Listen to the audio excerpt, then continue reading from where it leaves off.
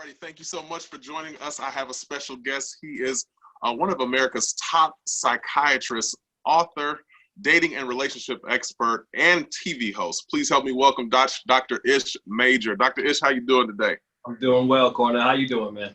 Excellent, excellent. We are in this strange, unusual time for all of America and the globe, really. And many relationships are experiencing conditions that they might not have otherwise been used to. So I want to get some insight on the varying layers of that.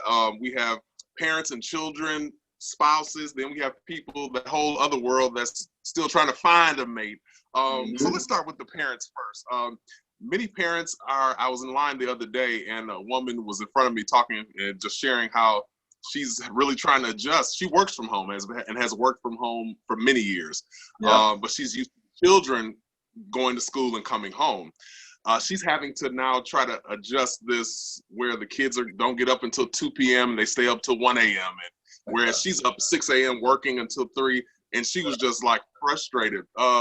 As a relationship coach, give us some, some insight on how parents can better maneuver this, because the kids are not going to do schoolwork 8 hours for the day. So how can they adjust during this time? Yeah, I think the parents, man, the parents are struggling, man. They've got to give themselves a break. They got to cut themselves some slack, right? You're a mom, you're not a teacher. You're a dad, you're not a teacher, right? You're not a school principal, you're not a school administrator.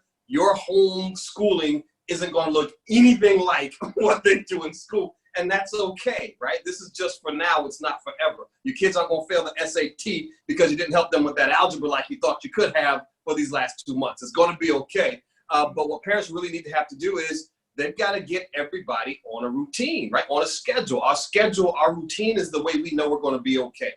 I get up at the same time every morning. I drink the same coffee from the same mug. I take the same route to work. I have lunch at the same time. I go home at the same time, right? So since that routine is totally wiped off the map, now you got to get everybody into a new routine. So with kids, you got to break it down into segments, right? Hey, first block of the day, kids, here's what we're going to do. You know, you're going to be up. You're not sleeping until 2 o'clock. Here's what we're going to do. We're going to get up. We have these planned activities. And then from there, you go into your second block, whatever that afternoon block looks like for you. From there, you're going to go. Everybody gets a little break time, right? So, yeah. And so, so with parents, you've got to break everything down into segments, right? Your kids do best when they know what comes next, right? Kids don't do well when they have to make up their own schedule because they on some level, they recognize, oh, this is cool. I can do whatever I want. But on a whole nother level, they're like, oh my God, I'm a kid. Why can't I do whatever I want? So you got to get them on a schedule, and then they will play to your expectations. Hey kids, first block, we get up at 11, we're out of bed by at least 10, and we're doing schoolwork after breakfast and Now, okay, great. You did a great job. Now the second block, here's what we do in the second block. We do something a little bit lighter, right? Hey, third block, you know what? School's over. Now you're back to your other routine, and you can do that as if you just come home. And so kids, the quicker you get them adjusted to their new schedule is the quicker you get adjusted to your new schedule, and understand that the lessons that they really need, the biggest lessons, the things I remember as a kid weren't the things that a teacher taught me. It was the stuff that I learned at home while I was getting on my mom's nerve while she's in the kitchen, or while I was bugging my dad about something while he's trying to work on something. Right, those are the lessons that stick with you. And so those are the things that you don't have to worry about. They're yours. You were born with those. Your mom, your dad, you love your kids. You're going to give them these lessons automatically. Take some of that pressure off yourself to show up and be the perfect teacher or the perfect principal. You don't have to do it, and your kids don't need it. So good. Now let's get into that whole dating crowd who I'm just going to give you a scenario. Let's just maybe a couple who maybe been dating 3 months, and they gone out and have a good time, and then the pandemic hits. Now they're stuck at home. How can they still, build a solid relationship and a bond under these conditions? What kind of unique things can they do? Yeah, so Cornell, that's a great question.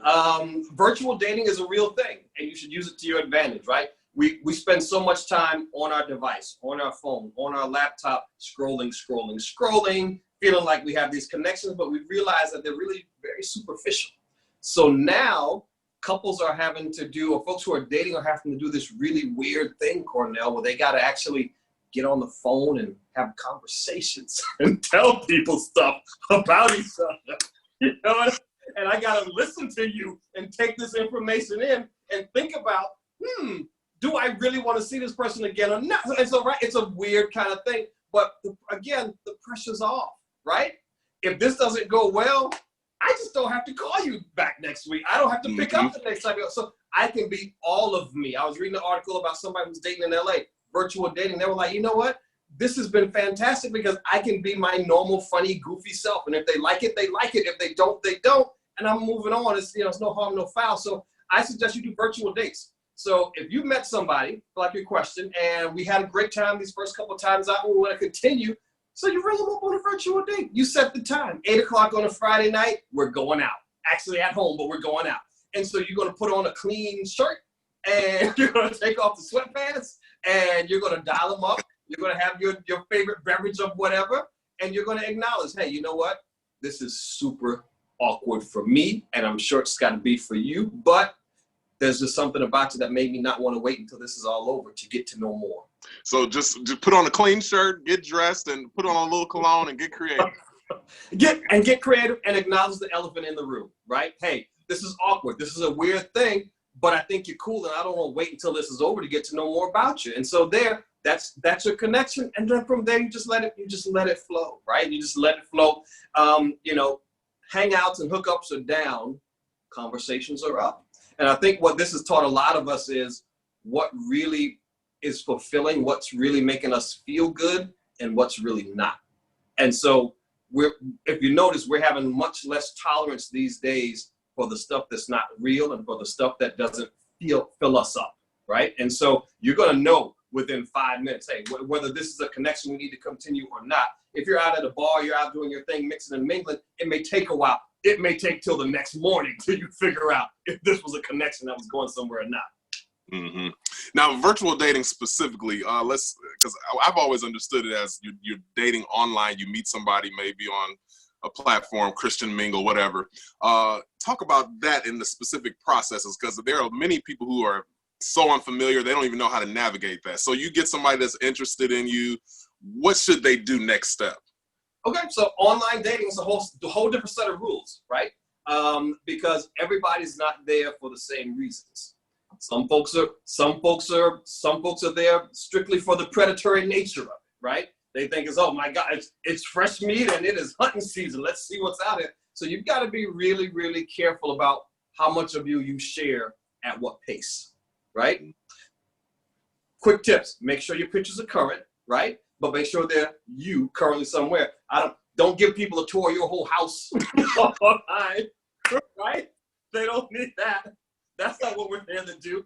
Make sure your information is true to you, right? You're not trying to appeal to the masses. You're not trying to appeal to the next 100 guys that are going to swipe on your profile or the next 100 ladies. You're only looking for the one, right? And so it's really a numbers game when it comes to the online dating stuff. And so share those things that make you you, because I'm looking for information about you that lets me know, okay, this is a person I want to get to know more about. Hey, they're cool. They're kind of quirky. I just happen to be into that quirk. Let me get some more information about it. The sooner we can figure that out, the sooner we can really get this thing going.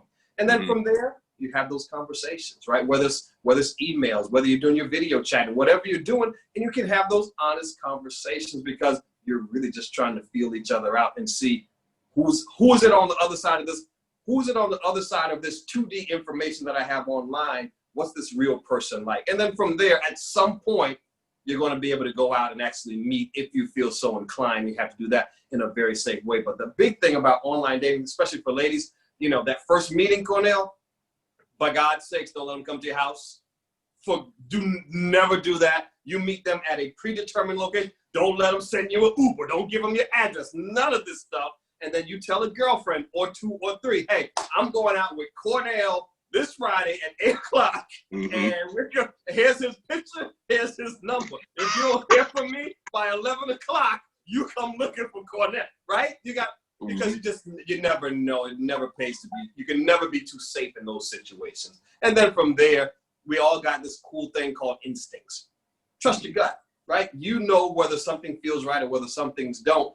But the problem is we get so desperate and we get so thirsty when it comes to dating, Cornell, that we will overlook all those other things, all those other red flags, because we feel like we got to make this thing work, and you really, really just don't. Yeah, there's always been that unusual process with virtual dating, or just dating online, I should say, because a lot of people, specifically women, don't know if they should ask certain questions on that first conversation. Like he pokes her online and she calls that first conversation. She wants to know, you've been married, how many kids, all this stuff that he's like, well, hold on, let's just get to know. Give us some time frame on that, particularly our ladies, because I think that happens more with women. When should they start even inquiring about those specifics? Oh, Cornell, I love this question right here. Listen, ladies, there is no time frame. If that's the information that is paramount on your mind, if that's what you need to understand to get to the next phase with this gentleman, ask your question. There is absolutely, positively no question, nothing you can say or do on that first interaction that is going to scare your Mr. Right away. So here's what they don't understand. If I'm the guy, right, and I am tired of the BS, I'm tired of the phony relationships that don't last. I want a real connection. I'm ready to be vulnerable. I'm ready to bare my soul. I'm disappointed if you don't ask me those things. Because now I know you're not interested in what I'm interested in. I thought you were here for a real connection. I'm ready to tell you all of it and show you why I'm the guy who you need to be picking up the phone and thinking about texting or calling next. So when I show up and you don't ask me those things, I'm like, maybe she's not into me, or maybe she's not ready for what I'm ready for, because I'm ready to go all the way in. So ladies, never be afraid to ask your questions, because the guy for you is dying to answer them. Wow, that's a good point. That's a good point. You have a course that's helps people meet what you call meet their love of their life, the love of their life in the first 3 dates. Yeah. That's magic. What? Tell us about that course.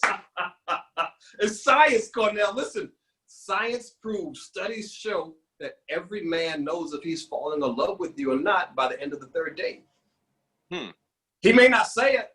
He may not tell you, but he's going to tell his boys. The boys are going to be like, man, you're looking kind of funny. What's going on with you? He will know, right? He knows if this is the thing or not. It doesn't take long. Women know whether they're attracted to you within the first 3 seconds.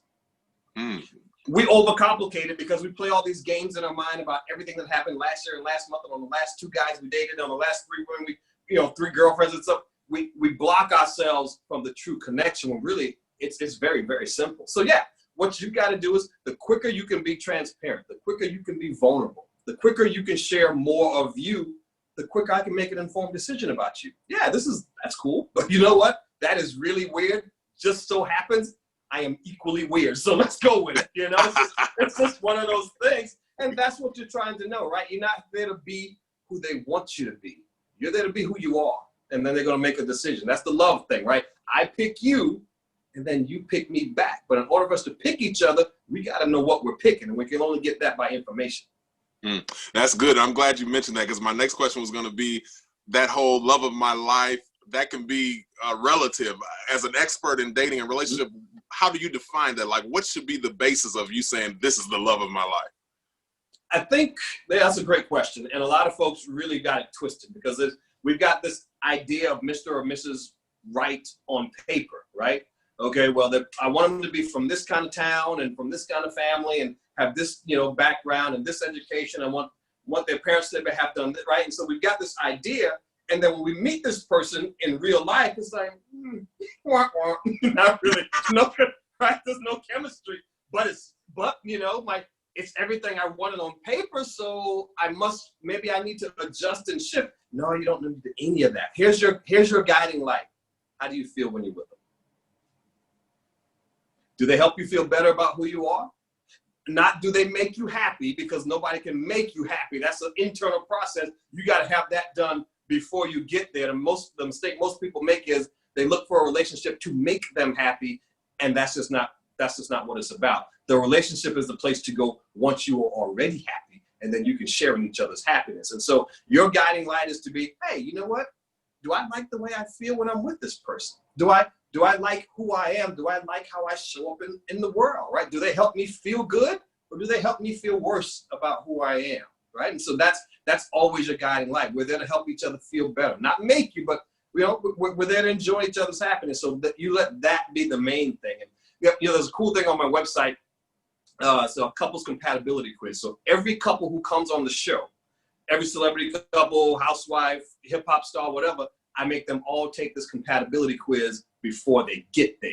Because I need to know if y'all actually look right on paper or not, right? And so that is for free on my website. You can go there, drishmajor.com, download it for free, and just do the compatibility quiz. Because there's some questions that we are very, very afraid to ask. A lot of us don't want to ask about kids. Well, you've got a couple kids. Do you want any more? Because I kind of want some more. But if you don't, then I'll say I don't because I want this to really work. What about finances? What is your idea? How much money are you comfortable with keeping in the bank for emergencies? Right? People don't talk about this. Money gets people into trouble.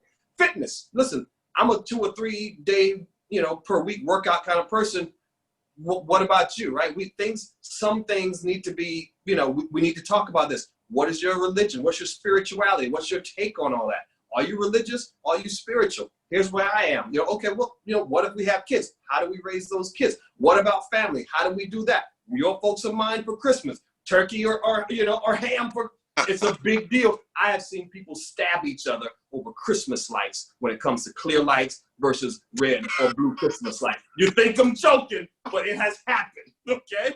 It happens. It's a big deal. You got to talk about these things, and most folks don't talk about it until it's staring you smack in the face, and you're like, oh my God, who are you, you animal? How could you dare put up clear lights for Christmas? That's the problem. I'm laughing partly because it sounds so extreme, but then on the other hand, I'm a clear lights person. That's what I'm saying, right? Right. Oh my goodness. Let's talk the married couples. Because we're discussing relationship reset. And there's a lot of married couples during this quarantine who are learning some things about each other that they didn't know. How can they adjust and make this work so they can still have a wife or a husband when they come out? That's a good question. So we got 2 types of couples, right? Whether we've got the couples who are together, whether you're married, cohabitating. A lot of young couples aren't married, but they are coupling up and cohabitating. So we've got two lanes, right? We've got the lane where things were good going into the quarantine, and we're going to see how we get through this as a couple. And we've got the lane where things were not good, and oh my God, now I've got to spend not only 4 to 5 hours with this person awake every day, but now it's 12 to 16. And I have no idea how we're going to do that. So if things were good, here's what you do. A marriage is the place that highlights what you do well. And so let that be the thing that gets highlighted, right? You're going to do more of those things that you enjoy with each other, whether it's Netflixing, whether it's, whatever activities you can find to do around the house. Here's a really cool thing I love to do for couples who are in their groove. Go buy a puzzle. Order from Amazon so you don't have to go out. One of those huge, scary looking puzzles that you have no idea how you're going to put together, and you put it together. And you sit down and you work on the puzzle, and there's something magical about watching each other's hands find those pieces and see how they fit together, and then you subconsciously start to think about how you two fit together. It's a very intimate thing to do. I love those kind of games for couples who are doing well. It's just those things that keep you connected when you don't feel like you have to literally sit there and entertain each other. Now, for the couples who weren't doing so great, and that is a lot of folks, you just got to address the elephant in the room. You can't pretend like it's not there. You sit down, you have a grown folks conversation. Hey, listen, you know what? I know things aren't where they're supposed to be with us, and neither one of us figured we'd ever be here. But at the end of the day, I'm still your friend. And friends have empathy for one another, and friends recognize that this is a scary situation, and neither one of us know how we're going to get through it. But I'm going to support you best I can, and I hope you will do the same for me. And at the end of this, we have some decisions to make, right? I know I want you to be happy, and I know I deserve to be happy. And so whatever else happens, I hope that when this is over and is all cleared up, that neither one of us are standing in the way of each other's happiness, right? Most couples don't get in trouble because they can't resolve all their issues well. Most of us can't. Most couples get in trouble because you never take the time to acknowledge the issue with your partner in the first place. Just acknowledge it. Most of us just want to be heard. Hey, you know what? I'm glad you brought that up because these are the things that I don't know how we get around it or under it or over it, but this is what's bugging me about us, right? And you just talk about that, and then you can move forward. When you focus on the friendship, right? We may not be feeling each other romantically, right? We may not be lovey-dovey, but we're still friends. So if you can focus on the friendship, friends help each other get through a thing. Friends want to know friends are doing well. Focus on the friendship, takes the pressure off the relationship, and you can get through that quarantine. So good. You're one of the experts on WeTV's Marriage Boot Camp, and there are some similarities in that you guys force the couples to go into quarantine to a degree with other couples. I'm curious, with that data that you guys pull from the show and just your own work, what is it that we're missing in our relationships particularly when we're talking about going into a committed long-term relationship, that we need to be catching so that when we are in situations like this, you guys aren't busting each other in the head, you know? honest expectations, right? We've all got this idea in our head of what the perfect wife or girlfriend should be, what the perfect man, what the perfect husband should be, right? And we've got these own ideas, right? I've got in my head an idea of what a perfect wife should be. So now I'm here, we're doing the thing, but you're not doing the things that I thought a perfect wife would do if she loved me. So that must mean now either you're coming for me, either you don't love me right, or either you're not as perfect as I thought, right? Something is total. And so what you got to do is really have an honest conversation about the expectations, about the roles, right? Roles are different now. Women are doing different stuff than they did just 10 years ago. Guys are doing different, right? Some guys are working from home now and they don't have to be out there. And so you've got to understand that. And, you know, as Black people in particular, man, we have some very antiquated gender roles when it comes to our relationships. We think, oh, well, okay, you know, think about when a man says he met somebody, first question all his boys ask, how does she look? When a woman says, sister girl says, I met somebody, first question all her girls ask, what does he do? Right? And so we got to understand, okay, yeah, that's a thing, but there's a lot more to us than just what we do or how we look and how we relate to each other. So you got to have that honest conversation about expectations. Hey, let's talk about love languages. I know you're loving me today when I get this, right? And so I know you like acts of service, but really, I don't need all that. All I need from you is to hear the words and hold my hand while you tell me, right? And it's a very easy conversation, but if you have it early, now you can get some good information, because if you have it later on, if you wait until people are unhappy, now you're never going to hear what they got to say, because all you feel is that they're blaming you for their unhappiness. All you hear is everything you're doing wrong when they say, I would rather you say it and not do it. And you're like, oh my God, I've been, right? And so have the conversation early so you can clear up everybody's expectations. It's a very simple process. Wow, so good. We have to talk about one other thing before you go, and that seems to disrupt relationships, both married and dating, and that's social media. What are the rules from your vantage point for relationships and social media? Many people, they go head on fighting with their spouse or their dating person on Facebook. Should you not be engaging like that? What's your take? What are the rules? Look. As a spectator of other people's social media fights, it's fun to watch. Hard to live with. Right? Here's my advice for you. The minute you start dating, whether you met online or in person, the minute you guys are going to be in this exclusive dating situation, you need to unfollow each other on every platform you have, on Instagram, on Twitter, on Facebook. Don't even look at their TikToks and forget about it, because I got you in real life. I don't need you online, right? Because online just increases the amount of everything that can go wrong in a relationship. It increases the amount of misinformation that can get through. Hey, I thought you said you were staying home last night, but I saw you post this pic that said that showed you out. Wait, no, that picture was taken 2 days ago, right? This misinformation, right? Here's the thing. Every relationship has got to have good boundaries, right?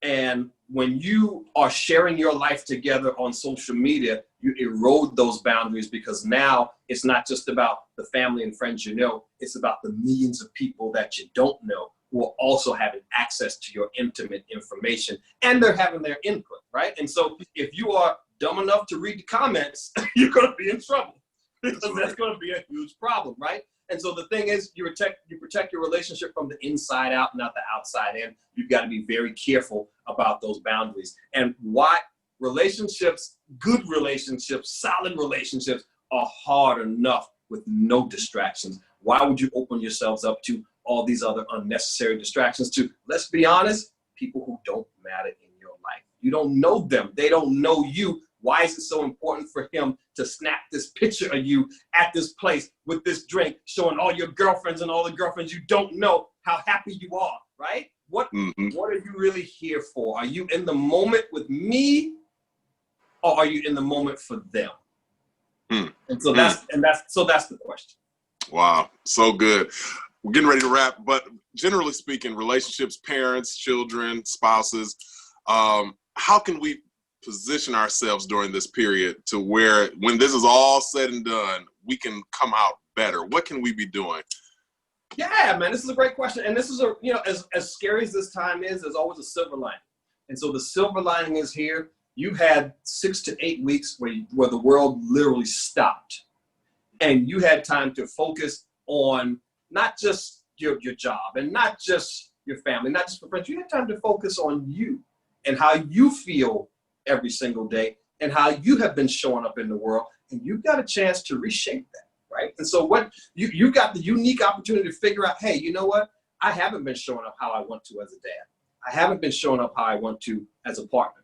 I haven't been showing up how I want to as a colleague. What can I do to make sure that's different? And so what we've got is all these resources, right? We've got coaches online. We've got mentors online. Whether you know them, whether you don't, that is not important. There is somebody out there who's being the kind of father you want. Follow their life. I'm sure you can follow them on whatever social media platform there is. There's somebody out there who's being the best TV show host that they can be, like you want to be. Follow them, right? Success leaves breadcrumbs. Follow them. Pattern yourself after them. We're not reinventing the wheel here, right? There are people who've done what you are doing and what you want to do successfully. So what you can do is model some of their behavior. Take all those bits and pieces from their life. Oh yeah, that worked great. I would love to have some of that. That worked great. I would love to show up as that. And then leave the things that don't. But take advantage of what we have, which is access to millions and millions and millions of people who have done some of the things that we are trying to do. You don't have to figure it all out for yourself. So good, so good. Well, Dr. Ish, I want you to give our listeners and viewers some details on how they can learn more about your course, get connected, and all that good stuff. Yeah, man, for sure. So we've got, just go to the website, drishmajor.com. Obviously, I'm on Instagram, Dr. Ish Major, same name on Facebook, same name on Twitter. Here's the cool thing about going to the website. So we've got a couple courses, right? We've got the Find the Love of Your Life in 3 Dates or Less. You'd be amazed how much it works. And then the questions I've been getting so much flooded in my inbox during this quarantine, man, is about, do you only work with celebrities? Oh, now I work with everybody, but I stay pretty busy. And so it's hard for me to get everybody scheduled. And let's be honest, and it's expensive. And so what I have done is come up with a take-home version of boot camp for folks to use, right? The exact same issues we tackle on the show, you can now tackle those exact same issues in the comfy confines of your own home. So that's going to drop on the 29th. And for the first 25 people who sign up, you're going to get a free session with me. And so that'll be a super cool thing. So make sure you keep going to the website. We got a ton of free stuff on there before that drops. And it'll be very affordable in everybody's price range because everybody's, I'm like cutting half the price because everybody's hurting with the Corona stuff, man. So it's like you shouldn't have to break the bank to get good information to be happy with your partner and with yourself. So yeah, make sure you come for that. That's starting on the 29th. And a whole new season of Marriage Boot Camp Hip Hop Edition coming in July. Some good entertainment. Oh yeah. Who do we have on this season? Do you remember? You know what? They haven't. We can't say just yet. They haven't released all the names yet. But look, if you're familiar with TMZ at all, you can probably figure it out because some of the fights were so humongous that they leaked to TMZ. So that's all I can say. It's gonna be probably our most shenanigan-filled season yet, man. It's a lot. Ooh-wee, it's gonna be good. I can't wait. Well, Dr. Ish, it's always a pleasure talking to you. Stay safe out there, stay well, yes, and I'll be in touch. Yes, sir, man. Appreciate you, Cornell. Thank you, man.